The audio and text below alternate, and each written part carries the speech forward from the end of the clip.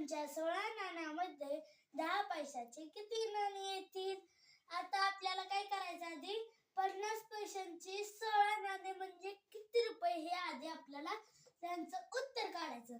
आपल्याला काय करणार, 16 गुणिले 50 करायचं, कारण आपल्याला त्याचं उत्तर काढायचं म्हटल्यावर 16 गुणिले 50 करायचं. सॉरी, 50 गुणिले 16.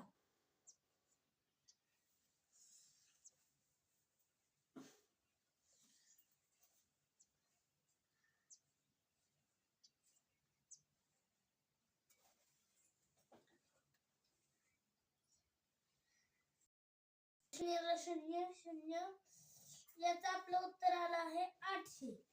याचं उत्तर आलं आपलं 800. आता 800 भागिले 10 करायचं.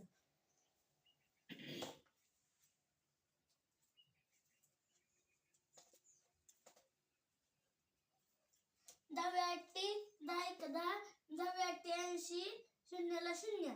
आपलं उत्तर आलं आहे 80. जर तुम्हाला असेच नवनवीन व्हिडिओ पाहायचे असतील तर चॅनलला सबस्क्राईब आणि व्हिडिओला लाईक नक्की करा. Bye bye.